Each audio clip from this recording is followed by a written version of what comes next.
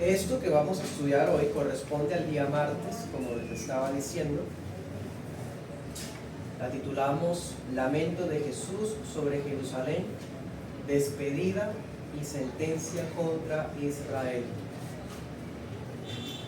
Si usted mira en Mateo 23, todo el capítulo trata de cuando el Señor denunció tremendamente a los fariseos y a los maestros de la ley. Están los ay de Mateo 23, hay maldiciones. Mejor dicho, es el capítulo donde Cristo confronta duramente a los líderes de Israel. Y dense cuenta,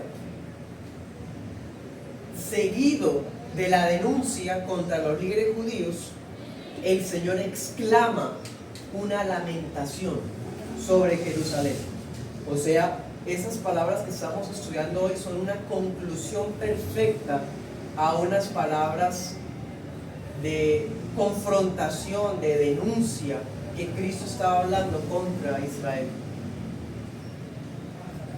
Pero debemos decir algo: esas palabras que tienen un toque profético no solo tienen que ver con la ciudad como tal. O sea, Cristo no le está hablando a unos cuantos kilómetros o hectáreas de tierra.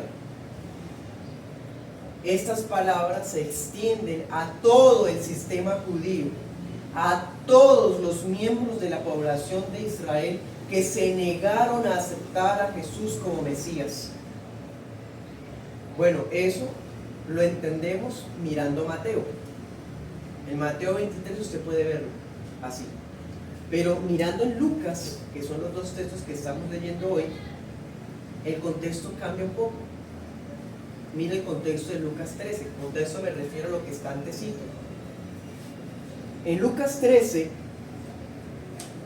el Señor está en el versículo 22, dice que está pasando por las ciudades y aldeas, enseñando y caminando hacia Jerusalén. ¿Sí? Parece que hubiera un contexto diferente, pero debido a que en ambos pasajes está el mismo lamento, vamos a estudiar los pasajes juntos. ¿Sí? Vamos a estudiar este tema en dos partes. La primera parte, estaremos viendo la amenaza de Herodes y la respuesta de Cristo. Vamos a enfocarnos en Lucas 13, 31 al 33 en esta primera parte. En la segunda parte vamos a mirar el rechazo y la sentencia de Israel en Mateo 23, 37 al 39. Bueno, vamos a Lucas 13, 31. No cierre el texto, vamos a estar así viendo y viniendo para entenderlo bien. Miren el contexto de Lucas, donde varía. Dice: aquel mismo día llegaron unos fariseos diciéndoles: sal y vete de aquí, porque Herodes te quiere matar. ¿Sí? O sea, Lucas nos informa algo que Mateo no nos dijo. Resulta que unos fariseos se acercaron al Señor para pedirle que se fuera de la ciudad, porque Herodes Antipas quería matarlo. Una amenaza prácticamente, una advertencia. Dice la PDT: huye de aquí a otro lugar. Démonos cuenta, los fariseos se ven amenazados por el ministerio de Jesús. Lo quieren lejos de Jerusalén. Entonces es un último intento por intimidarlo para que se devuelva a su tierra. Algo así como: usted que hace acá, lo queremos matar tanto nosotros como Herodes. Es más, Herodes nos mandó para que le dijéramos esto: váyase de acá, si ese quiere vivir. Son las amenazas de ese hombre. Bueno, la respuesta del Señor es una de las palabras más pesadas de todo el Nuevo Testamento. Mire Lucas 13, 32. ¿Qué le responde Jesús? Vayan y díganle a esa zorra. Palabras muy fuertes. La respuesta del Señor fue directa, fue contundente. Les está diciendo, vayan y díganle a esa zorra que hoy y mañana voy a hacer exorcismos y curaciones y pasado mañana termino mi obra. Impresionante. Hay que aclarar algunas cosas. Lo primero que hay que aclarar es que el Señor aquí no podemos tomar sus palabras como una injuria vulgar contra una autoridad civil, porque la palabra prohíbe que nos refiramos de manera grosera contra los líderes del país, de manera burlesca. Algunos ven esto como una especie de contradicción. No lo veamos de esa manera. Veamos estas palabras como una declaración profética contra Herodes. ¿Qué se imagina usted cuando escucha que Cristo le dice zorro a un hombre como Herodes? ¿Qué pensamos cuando nos imaginamos a un zorro? Bueno, hay una palabra en común: astucia. Astucia es lo primero que se ocurre cuando se piensa en cuando alguien se les compara con un zorro o con una zorra. ¿Sí? Astucia, una persona astuta, inteligente para hacer lo malo. Bueno, entonces las palabras de Cristo no son un insulto vulgar, son una palabra profética para describir a ese individuo como era. Era un corrupto, era astuto, era un impío. Lo caracterizaba la vida inmoral que llevaba. Por eso Cristo le dice zorra, y no simplemente por insultarlo, algo por el estilo, de ninguna manera. Es más, Cristo habla de ese hombre en los mismos términos como los profetas hablaban de los reyes antiguos. Miremos por ejemplo Oseas 7:4.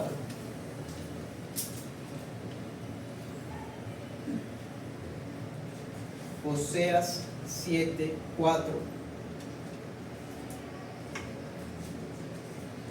Mire cómo el profeta describe al rey y a los príncipes de su tiempo.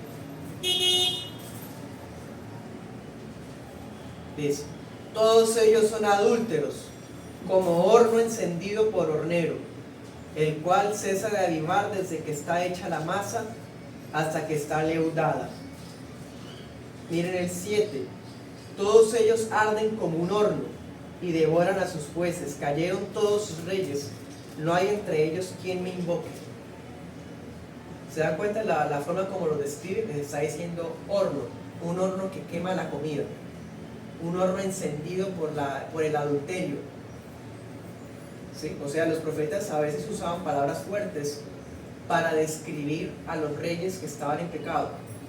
Entonces, cuando Cristo lo describe a Herodes de esa forma, está siguiendo un método de los profetas. Bien, anote este otro: Isaías 1:23. Ese lo puede mirar en la casa. Volvamos a Lucas. Démonos cuenta que el Señor reconoce que Herodes sí había mandado la amenaza. Uno podría pensar, los fariseos están inventando, ellos quieren que él se vaya, entonces inventan que Herodes lo manda a que se vaya para no matarlo. No, el Señor viene que responde y dice: vayan y díganle, ¿sí? O sea, Cristo les cree, porque es verdad, si Herodes mandó decir eso, de verdad lo mandó decir. Es muy irónico porque los fariseos no se llevaban bien con Herodes, pero cuando estudiamos el Evangelio de Marcos nos dimos cuenta que como tienen un enemigo en común, ahí sí se unen. ¿Sí? Y aquí los vemos unidos otra vez. Bueno, el caso es que los fariseos estaban transmitiendo un mensaje que no era un engaño, era de verdad. Tanto a Herodes como a los fariseos no les gustaba el Señor, no les convenía el Señor. Pero miren la respuesta de Cristo: hoy y mañana tengo cosas que hacer, y pasado mañana también. ¿Entiende lo que quiere decir eso? Lo que está diciendo es: yo voy a acatar solamente la voluntad del Padre. El Padre me dio una misión por cumplir, así que yo le obedezco a Él hasta que no culmine mi obra, o mejor dicho, hasta que no culmine su obra. Nada podrá impedirme. Y lo que está diciendo es el Señor. Vayan y díganle a esa zorra que el Padre me dio una labor por cumplir, y aunque Él y ustedes, fariseos, quieran unirse, no podrán impedirme. Las intrigas políticas ni los celos que puedan haber en contra de Jesús podían impedir el plan que estaba determinado por cumplirse. Recordemos, es martes. Hoy, dice el Señor, hoy, martes. Claro, falta todavía el martes. El martes es quizás el día en donde más información hay acerca de Jesús. Han pasado muchas prédicas hablando de solamente el martes. El martes él dio las parábolas, el martes él habló Mateo 24, el martes él denunció a los fariseos, el martes, mejor dicho, hay muchas enseñanzas que ustedes han escuchado que ocurrieron el martes. Entonces dice, hoy tengo cosas que hacer el martes, mañana el miércoles todavía la obra no había terminado, y pasado mañana el jueves, que fue cuando en la noche lo arrestaron. O sea, todavía faltaban días por cumplirse para él llevar a cabo la obra. ¿Sí? Ese día martes y el miércoles todavía faltaban obras por realizar. El jueves es el día que él iba a dar por terminada la labor. ¿Sí? Por eso el jueves es que pudo el Señor ser arrestado. Dense cuenta, el Padre decreta la fecha, la hora, el momento, el lugar y la forma en que Cristo se entrega. Así que no va a haber otra forma de que eso suceda sino como Dios lo dice. El jueves el Señor es arrestado porque ya terminó su labor, ya cumplió su obra. Entonces el jueves tuvieron éxito, se conspiró fariseos con Poncio Pilato, con el Sanedrín, hasta Judas Iscariote se les unió, ¿sí? Todo eso prosperó el jueves, porque el jueves dijo, el tercer día terminó mi obra. El jueves ya había terminado su labor. Bien. Y dense cuenta que el Señor dice, porque es necesario que muera en Jerusalén. Aquí no está diciendo que todos los profetas hayan muerto en Jerusalén, porque eso no es cierto, o sea, no podemos tomarlo así. Hay varios profetas que fueron asesinados fuera de Jerusalén. Aquí lo que está diciendo es, Jerusalén, fuiste elegida para que yo muriera dentro de tus murallas. Sencillamente. Es una manera de decir. Entonces démonos cuenta.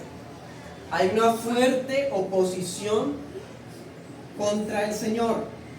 Los líderes judíos, los demonios, los políticos, todos quieren quitar al Señor de medio.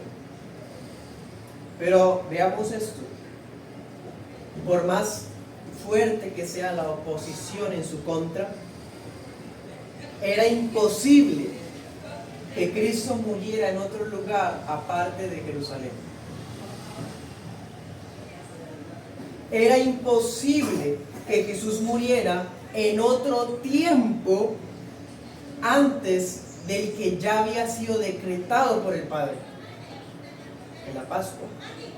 En otras palabras, por más artimañas que la gente hubiese armado, que Satanás con sus demonios hubiesen armado, que se hubieran conspirado los gentiles con los judíos, como dice el Salmo 2, no podían de ninguna manera adelantarle la hora de la muerte al Señor. No podían estorbar, impedir el propósito de Dios. Y por otro lado, cuando Cristo dice al tercer día termino mi labor, no solamente está hablando del jueves cuando va a ser arrestado en la noche, que bueno, ya es viernes en realidad, sino está aludiendo a lo que usted y yo ya conocemos, a la resurrección. Cristo está anticipando que a ese tercer día, después de haber muerto, iba a resucitar en victoria. ¿Ven? Entonces démonos cuenta, lamento de Jesús sobre Jerusalén. Primer punto, amenaza de Herodes: vete de aquí o te mato. Respuesta del Señor: díganle a esa zorra que tengo cosas que hacer. Él no tiene ningún poder sobre mí.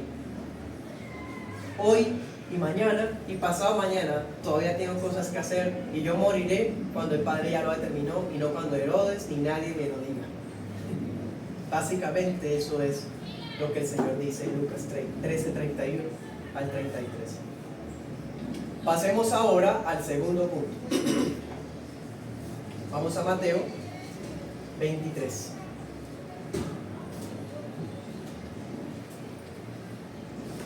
(23, 37).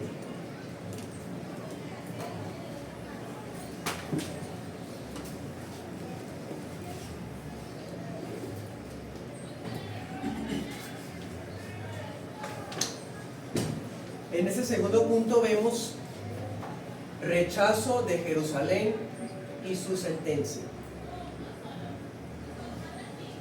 Vamos a Mateo. Ya usted se dio cuenta que Lucas habla lo mismo que Mateo. Dice: Jerusalén, Jerusalén, que matas a los profetas y apedreas a los que te son enviados. ¿Cuántas veces quise juntar a tus hijos como la gallina junta sus polluelos debajo de las alas y no quisiste?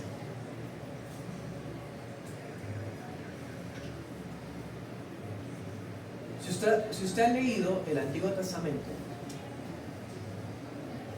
sabe que los israelitas se caracterizaban por la terquedad. En el desierto se les proveía, murmuraban, se les proveía, murmuraban, hasta que Dios se hartó y se murieron en el desierto. Luego, usted ve en el libro de Jueces, Dios los liberta, vuelven a los ídolos, Dios los liberta, vuelven a los ídolos, y así sucesivamente, otra vez, tercos, como en un ciclo vicioso.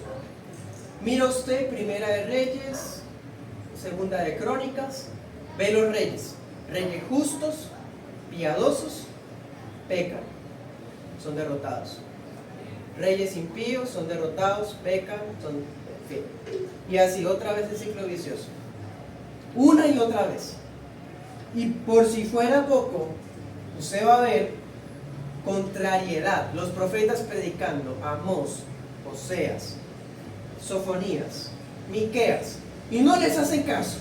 Todo el tiempo el Señor mandándole mensajeros. Jeremías, Isaías, Ezequiel, no los escuchan para que se arrepientan, para que se den cuenta de su proceder y vuelvan de sus malos caminos.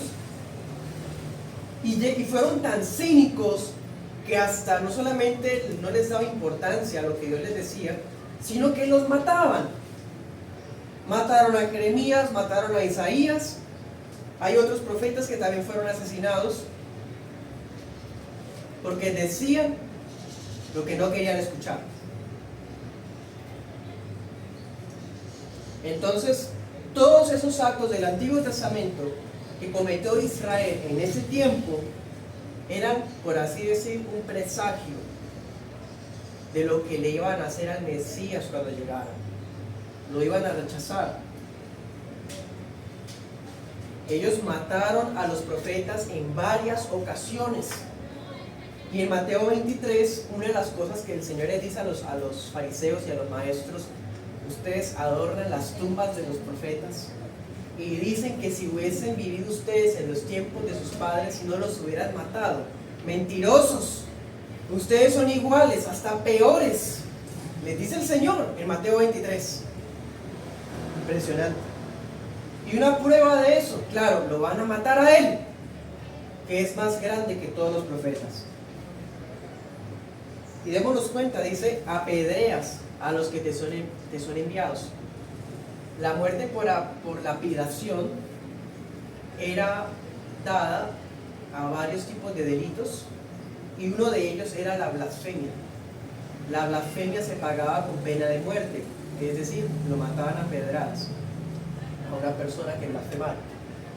En otras palabras, a los profetas genuinos los trataban como blasfemos. Vea Mateo 5:12. Dice Mateo 5:12, cuando habla de las bienaventuranzas: alégrense, gócense, porque su recompensa es grande en los cielos, porque así persiguieron a los profetas que fueron antes de ustedes. En este pasaje Cristo está diciendo a los discípulos: a ustedes los van a perseguir igual que como hicieron con los profetas del Antiguo Testamento, hasta con Juan Bautista, les digo. Entonces dense cuenta: Jerusalén, matas profetas, apedreas a tus mensajeros. Pero esos actos no son cosa del pasado. El Señor está expresando las cosas como una manera de decir que ellos van a seguir haciéndolo. Van a seguir haciéndolo. Claro, lo van a hacer contra Él en 3 días. Lo van a hacer con la iglesia, cuando matan a Esteban, matan a Santiago, persiguen a los primeros cristianos, van y los buscan hasta las casas para hacerlos blasfemar, los mataban. Jerusalén, Jerusalén, matas a tus profetas. Muy irónico eso. Jerusalén, la ciudad santa, la capital del pueblo de Dios escogido, asesinos de profetas de Dios. Impresionante, muy irónico, porque no mataban a los profetas los gentiles, los incircuncisos, los paganos, los impíos, no, los mataban los que se creían los santos, los buenos, los justos. Eran los que mataban a los profetas y lo seguirían haciendo. Leamos otra vez Mateo 23, 37. Luego Cristo dice: ¿cuántas veces quise juntar a tus hijos? Wow, impresionante. Uy, hermano, ¿usted se da cuenta de lo que está diciendo ahí el Señor? Ahí hay mucha profundidad. Lo primero, Cristo es Dios. En el Antiguo Testamento, ¿quién es el que enviaba a los profetas? Jehová. Pero aquí Cristo está diciendo: yo quise juntarlos. Muchas veces Cristo se está identificando con el Dios del Antiguo Testamento, porque Cristo es Dios. Precisamente esa es la esencia, la doctrina de la Santísima Trinidad. El Padre envía al Hijo, pero el Hijo se identifica con el Padre porque son uno. Cristo no solo fue profetizado por los santos del Antiguo Testamento, sino más aún, Él fue el que envió a los profetas del Antiguo Testamento. Eso es lo que hace, se me permite la expresión, que a Él más le duela lo que está diciendo acá. Él dice: Jerusalén, Jerusalén. Esa repetición es un superlativo, dando a entender como un lamento desgarrador. Le duele. Podemos imaginárnoslo llorando, literalmente. Y se lo podría mostrar si usted le echa un vistazo a Lucas 19:41. Hay una escena muy similar, 19:41. O sea, podríamos imaginarnos al Señor acá desgarrado, diciendo esas palabras, humanamente hablando, ¿no? Su lamento aquí refleja la compasión divina que inflama su corazón.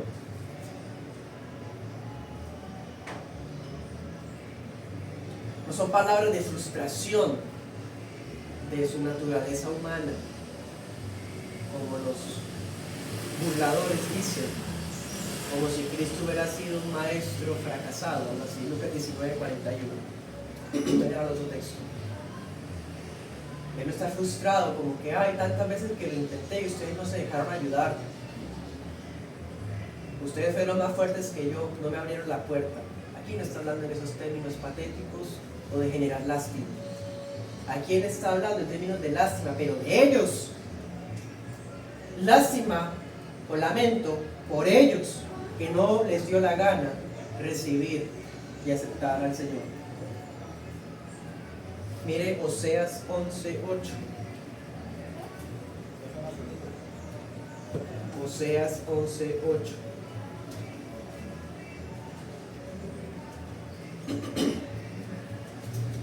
Aquí vemos a Dios,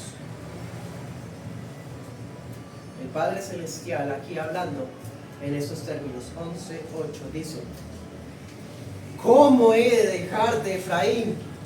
¿He de entregarte, Israel? ¿Cómo te dejaré como Adma? ¿O te pondré como a Zeboim? Son las ciudades que se destruyeron con Sodoma y Gomorra.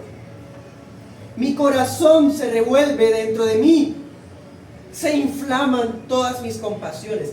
Dios está hablando así en el Antiguo Testamento, diciendo como vacilando, en términos humanos, como vacilando, merecen ser destruidos porque me abandonaron por ídolos. Han despertado mi ira, y cuando va a hacerlo, no, pero ¿cómo voy a ser capaz de hacer esto? ¿Cómo voy a ser capaz de hacerles como le dice Sodoma y Gomorra? Si son míos. ¿Se da cuenta lo que está expresando? Como una manera de que usted como lector deje de ser tan duro y se dé cuenta de la compasión de Dios por usted. Dice el Señor: se me inflama el corazón de compasión. ¿Cómo voy a hacerlo? Y usted mira en Oseas, al final son entregados y son destruidos. O sea, no quiere decir que Dios se duele, ay no, me arrepiento de... No, ese dolor es para, de cierta manera, influenciarnos a sentir dolor por nuestro pecado y no porque Dios tenga dolor en el corazón. Es pensando en nosotros que se habla en esos términos. De todas formas, Israel fue destruido de manera cruel por los asirios. Bueno, vamos a Mateo. Lo mismo, está hablando Dios Hijo. Dios Padre habla lo mismo, hablando de Israel. Dios Hijo en persona habla otra vez contra Israel con los mismos términos. Eso es lo que significa el Padre y yo uno somos. Unidad en voluntad, unidad en propósito, unidad en sentir.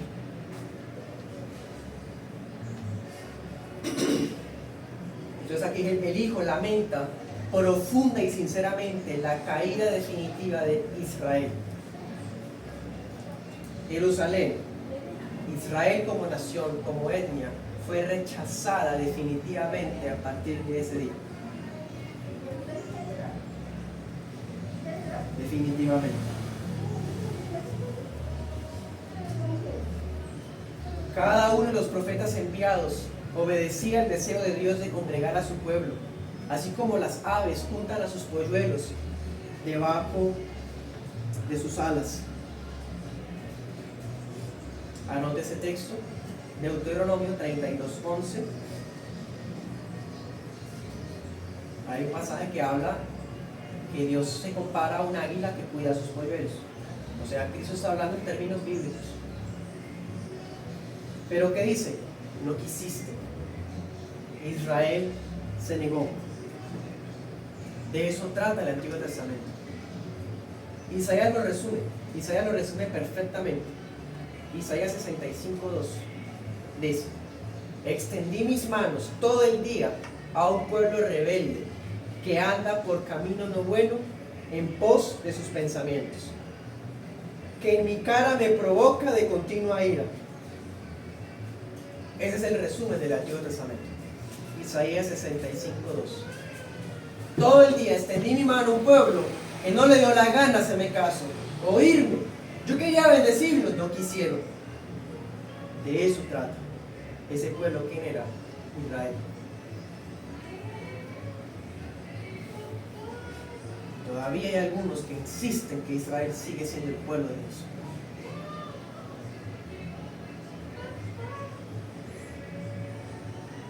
Volvamos a Mateo. La paciencia de Dios llegó al límite, no más. Entonces, ¿qué les dice el Señor? En el 38.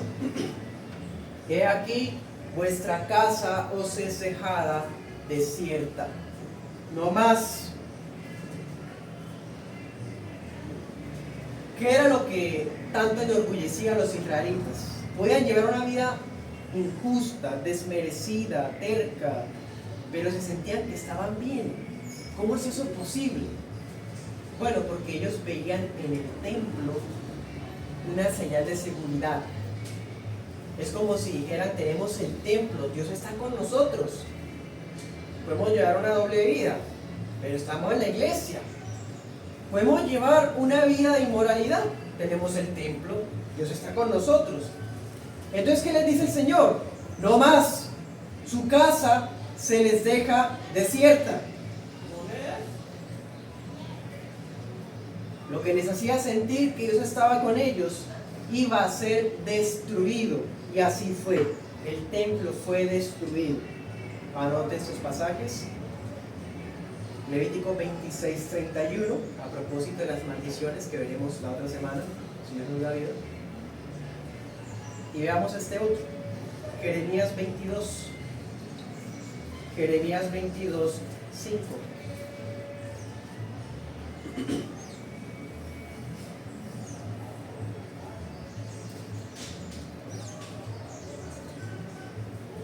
Miren que el Señor vuelve a hablar en términos bíblicos. Jeremías 22:5 dice: pero si ustedes no oyen estas palabras, juro por mí, dice Jehová, que esta casa será hecha desierta.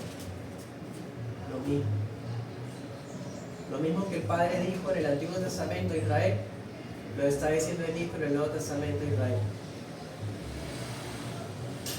Usted puede seguir leyendo hacia abajo, darse cuenta el plan que había contra Jerusalén, el mismo que había contra Jerusalén en Mateo 24, lo mismo.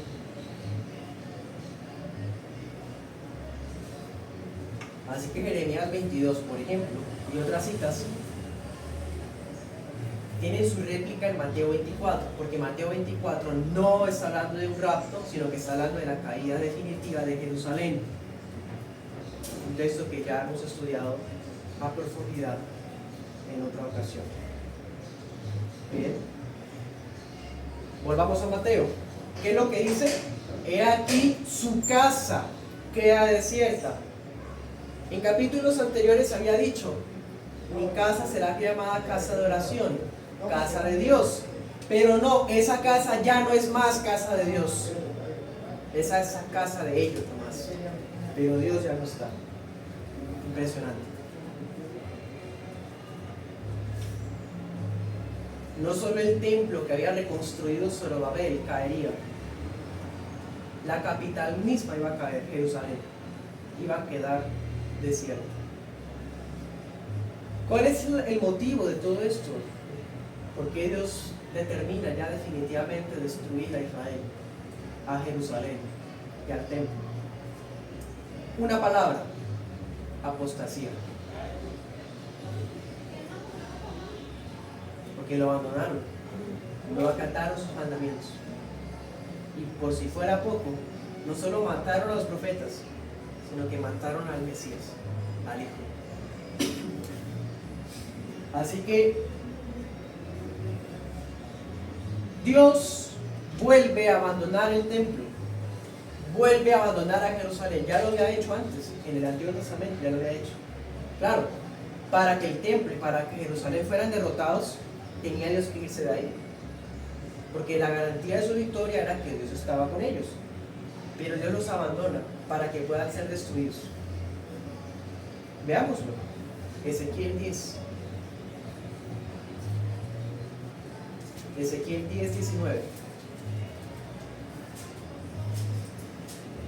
En esta visión, el profeta se da cuenta cómo la gloria de Dios abandona el templo. Dice: alzando los querubines sus alas, se levantaron de la tierra delante de mis ojos. Cuando ellos salieron, también salieron las ruedas al lado de ellos. Se pararon a la entrada de la puerta oriental de la casa de Jehová, hasta ese momento, y la gloria del Dios de Israel estaba por encima sobre ellos. En ese texto nos muestra la ruta que la gloria de Dios llevó para irse del templo. Se salió del lugar santo, del lugar santísimo, luego va a la puerta y luego se va definitivamente. Miren Ezequiel 11:23. Pero no solo se va del templo, se va de la ciudad. 11:23. Y la gloria de Jehová se elevó de en medio de la ciudad y se puso sobre el monte que está al oriente de la ciudad. Los abandonó, se fue. La gloria se fue y se posó en un monte que queda al oriente. Ahorita vamos a ver cómo se llama ese monte. Volvamos a Mateo. En el Antiguo Testamento Dios se fue del templo, Dios se fue de Jerusalén para que Babilonia los destruyera. Así fue. Luego Dios en su misericordia volvió y los reunió y reconstruyeron el templo. O sea, este templo que Jesús está hablando es uno que había sido reconstruido. Dios estaba ahí en ese templo. Pero debido a cómo habían rechazado a su Hijo, Dios había determinado volver a abandonar ese templo. Y aquí lo estamos viendo. Su casa es dejada desierta. Ya Dios no está ahí. Y Cristo lo ilustra. Venga, les muestro la ruta de cómo Dios se va del templo de Jerusalén. Mateo 24. 1. ¿Qué dice? Y cuando Jesús salió, ahí vemos, se salió del templo. Ahora miren el verso 3. Y sentándose en el monte de los olivos. ¿Sí? ¿Y de qué trata Mateo 24? De la caída de Jerusalén. En otras palabras, el Señor se fue del templo, se sentó en el monte de los olivos, siguiendo la misma ruta de cuando la gloria de Dios dejó el templo en el Antiguo Testamento. ¿Ven? Entonces definitivamente los israelitas étnicos de raza no volverían a ver los días de luz y de consuelo que traía consigo el Señor. ¿Hasta cuándo? Volvamos a Mateo. Leamos el 39. Mateo 23:39 dice: porque les digo que desde ahora no me verán hasta que digan: bendito el que viene en el nombre del Señor. Ellos no volverían a ver la presencia de Dios a favor de ellos hasta que aceptaran que Jesús era el que había de venir. Y dijeran de todo corazón lo que dice el Salmo 118:26: bendito el que viene en el nombre del Señor. ¿Ven? Démonos cuenta cómo Dios siempre es bondadoso, clemente. Porque aquí acaba de dar una sentencia definitiva en contra de Israel. Lo estamos diciendo, fueron rechazados definitivamente. Y aún así dice: hasta. ¿Dese cuenta? ¿Hasta qué? O sea, Dios sigue mostrando piedad hasta en la sentencia. Los voy a abandonar, no más. ¿Hasta qué? ¿Sí? O sea, está la esperanza de que Israel todavía se pueda arrepentir. Y de hecho, anoten el pasaje Romanos 11:25-26. La iglesia cristiana histórica, creemos que antes de la segunda venida de Cristo muchos israelitas se convertirán al evangelio para que se cumpla esto. Y no porque sigan siendo un pueblo de Dios especial, diferente a la iglesia de ninguna manera, sino porque Dios así lo determinó. Muchos israelitas van a convertirse y van a confesar estas palabras cuando Cristo regrese. Y ese día lo verán. Bendito el que viene en el nombre del Señor. Bueno, entonces ya para terminar, les voy a decir 3 aplicaciones.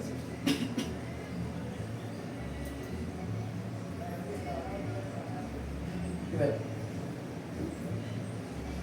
los fariseos no pudieron derrotar a Jesús con argumentos. Entonces trataron de intimidarlo con amenazas políticas. Pero el rey ya tenía una programación fija. Y ningún plan humano podía estorbarlo o imponerse. Entonces esta sección nos enseña que ninguna rebeldía, sabotaje o corazón duro puede impedir los propósitos de Dios. Nada puede impedir los propósitos de Dios.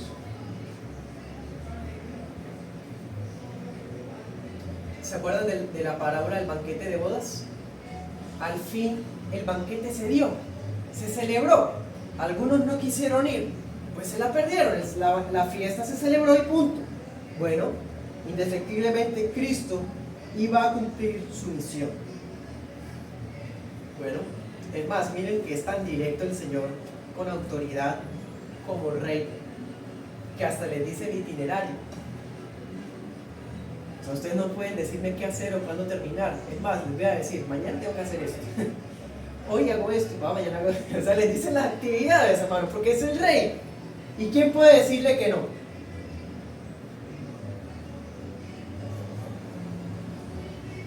La labor celestial solo se da por terminada cuando Dios diga, y punto. Y no cuando al hombre le parezca. El ser humano ha querido borrar la iglesia de Cristo, impedir la iglesia local, la congregación, pero donde sea que sea el remanente, no van a poder impedir a la iglesia nunca. Segunda aplicación. El lamento de Jesús sobre Jerusalén funciona como una despedida solemne a Israel. Ya no son más el pueblo de Dios, no más, como nación independiente, como nación étnica, no más. Este lamento también muestra que Cristo es el juez de Israel, porque ¿quién fue el que dictaminó la sentencia? Cristo. A algunos les cuesta aceptar esto, pues entonces se oponen a lo que Cristo mismo dijo. ¿Qué Cristo dijo? Su casa queda desierta, ya no estoy más con ustedes. Sale del templo, se ubica en el monte de los olivos, igual que como la gloria de Dios los abandonó a ellos. No está más con ellos. Aunque por ahí salen muchas historias y leyendas y demás. En fin.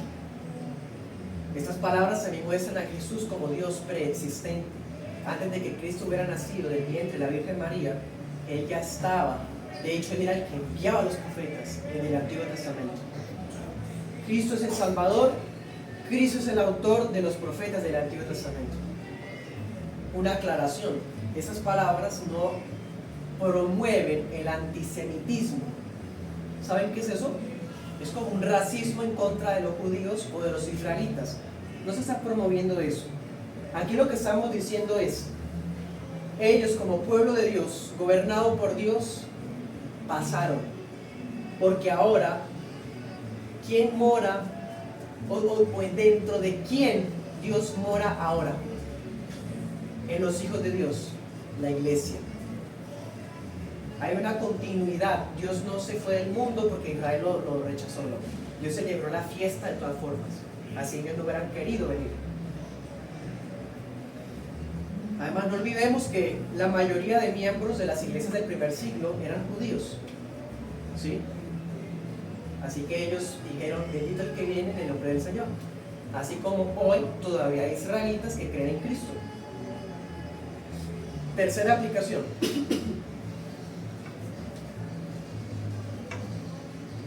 La obstinación, un corazón terco. La impenitencia, es decir, un corazón que no se arrepiente.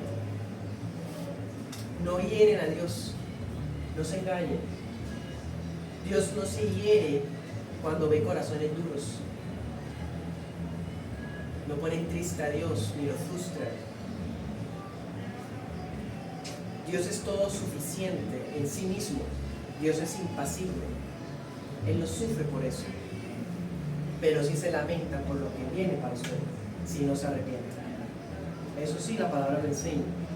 El lenguaje bíblico nos deja la impresión para confrontar el corazón de nosotros, para decirnos: los que se niegan a recibir el Evangelio solo se hacen daño a sí mismos.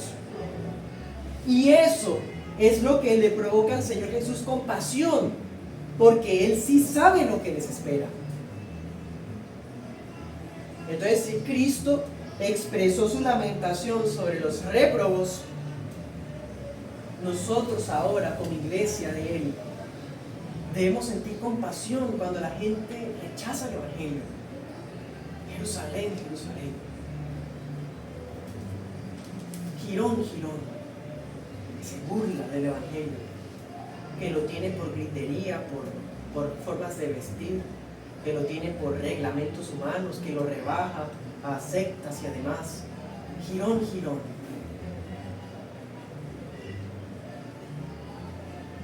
Tengamos esa compasión y hoy, por ejemplo, que saldremos a evangelizar, apliquémosla para que juntemos algunos polluelos de este municipio, por si quizás sean salvados de lo que viene para los que no se arrepienten.